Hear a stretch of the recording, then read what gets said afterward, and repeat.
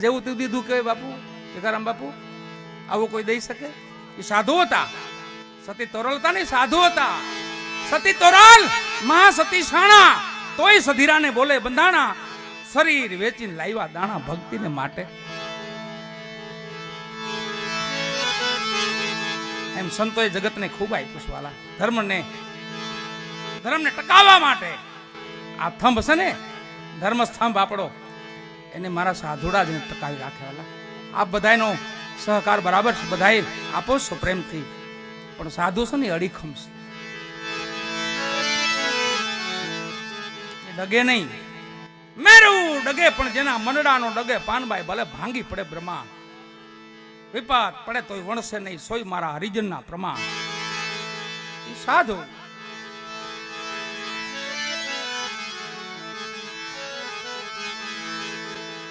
બ્રહ્મ સાધેશો બ્રાહ્મણા,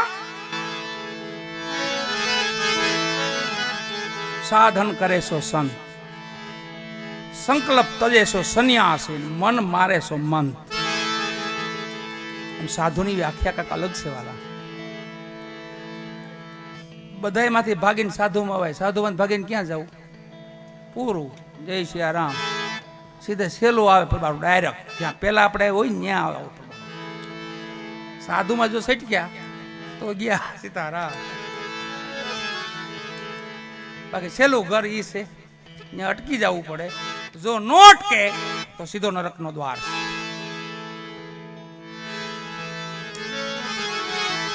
મધ્યાહન સમય છે, બાપાને યાદ કરવા છે, રામદેવજી મહારાજને. અલખ આલમ નિષ્કલંક, કલંક વિનાનો અવતાર છે બાપા, કોઈ કલંક નથી લેતા જાણી. અને કલકીનાથ અલખ એ જ પુરુષ છે વાલા. જ્યોતિ સ્વરૂપ, બાબાને જ્યોતિ સ્વરૂપ કહેવાય છે. એટલે મધ્યાહન સમય છે, બાપાને યાદ કરી લઈ. પાટી હરજીની વિનંતી ધણી સાંભળો, હાજરા હાજર ના કલિકાલમાં જ સાંભળે છે. બાપાનું અવતરણ થયું 750 વર્ષ, આટલું અંતર છે. પણ હાલમાં પ્રમાણ આપે છે, હાલમાં પ્રગટ પ્રમાણ આપે છે એ ધણી રામદેવજી મહારાજ. 18 વર્ષને એક કર્યા હોય તો ધણી રામદેવજી મહારાજ.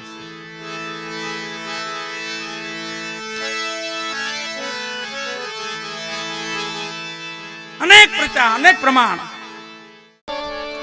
ખાલી એમને વચન નહીં ગણવાનું. પેલા વચન હાટો તો માણા મસ્તક દાન દઈ દે, મસ્તકના દાન દેવા. વચનની એવી કિંમત હતી. વચન પુરુષ, જેને આપણે શબ્દ પુરુષ કહીએ, જેને આપણે સોહમ પુરુષ કહીએ. જેમ ભગવાન કાળિયા ઠાકરના કેમ નામ છે? ગોપાલ, ગોવિંદ, કાનો, લાલો, માધવ, મોહન, મુરલીધર. ભગવાનના કેમ નામ છે એટલા બધા? એમ નિરાકાર બ્રહ્મના નામ છે આ બધા. વચન પુરુષ, સોહમ પુરુષ, શબ્દ બ્રહ્મ, અક્ષર પુરુષ, અલાક. અલાક લખવામાં નો આવે, અલાક. એમ ભગવાનના નામ સચ્ચિદાનંદ. સંભાળીને વેલા જાગજો. જો કોઈને વચન આપ્યું હોય અને જો તમે વચનને યાદ કરો. સતી તોરલનો આરાધ છે. સતી તોરલે સમાધિ માથે આરાધ કરેલો છે. અને જાડેજો થઈ ગયા હો પછી.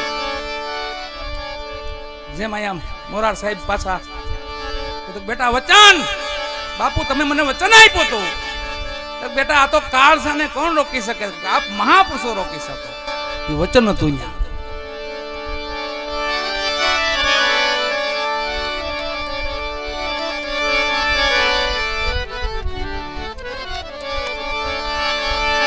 અને ભોળ પણ અટાણે ભોળાની ભક્તિ નથી. અત્યારે સમય અટાણે એ નથી. અટાણે ભક્તિ કરવાની ચતુરાઈ થઈ. તમારે છેતરવાનું નહીં, હામાને છેતરવાનું નહીં, એવી ભક્તિ કરવાની. આપણે એટલી બુદ્ધિ તો રાખવાની કે આપણે છેતરાઈએ નહીં.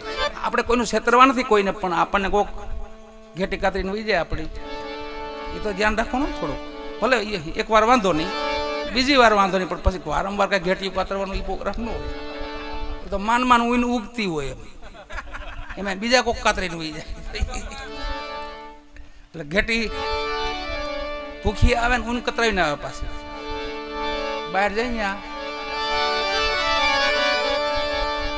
એમ ભોળાનો ભગવાન આજથી 150 વર્ષ 200 વર્ષ પહેલા એક એવો સમય હતો કે ભોળા માણસો, બસ વિશ્વાસુ માણસો. આપણે કહેવત છે ભોળાનો ભગવાન, બરાબર છે.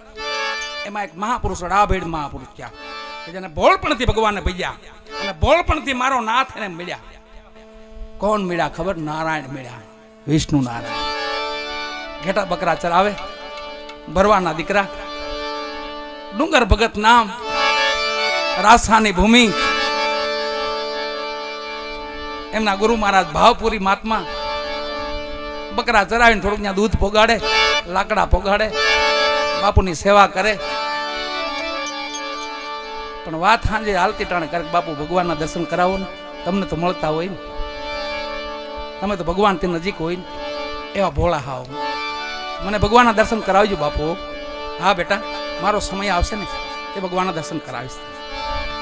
આ વાત માથે 12 વર્ષ વીતી ગયા. બરાબર સંધ્યાનો સમય, બાપુને ધૂપ ધ્યાનનું ટાણું, ભજનનું ટાણું, અને એમાં ડુંગર ભગત વિદાય લીધી. બાપુ હવે તો 12 વર્ષ વીત્યા, હવે તો 12 વર્ષ વીત્યા, ભગવાન કઈ મળ્યા નથી. તમને ભગવાન નથી મળતા.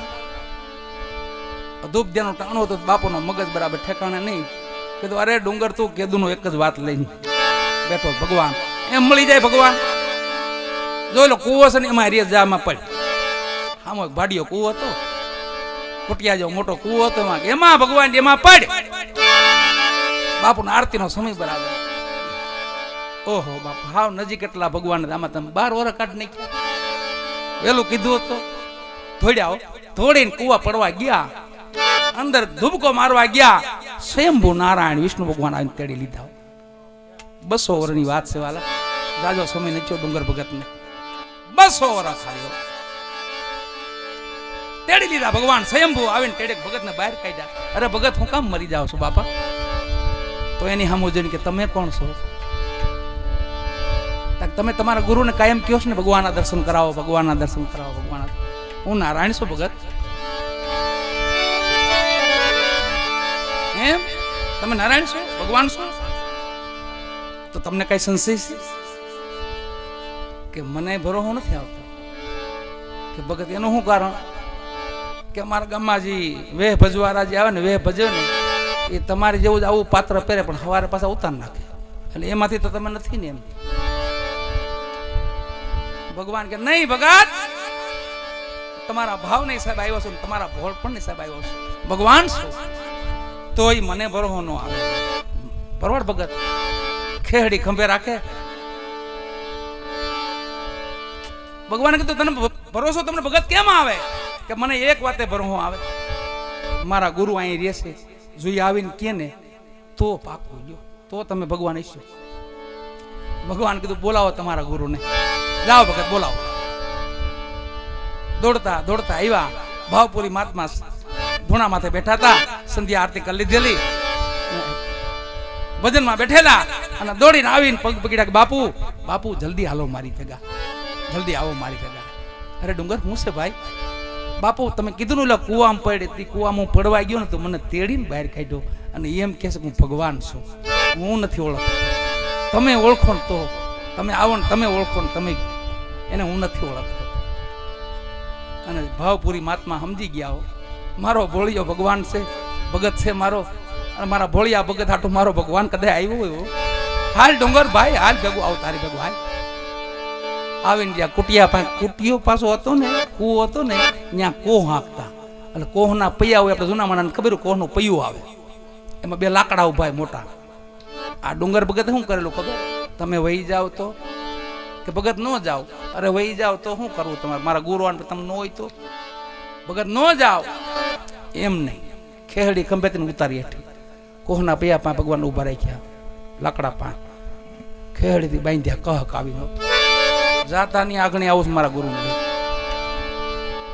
ભગવાનને કોહના પૈયારે બાંધી ખેડીથી બાંધી અને વાહે ગાંઠું વાળી ભગવાન હાથે બાંધી દીધેલા.